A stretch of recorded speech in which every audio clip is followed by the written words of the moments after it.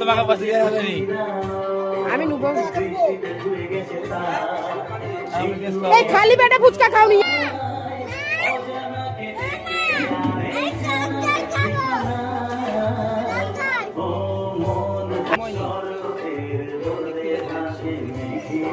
এমনি গো দাদা জল ফল দিবেন, এমনি দাও।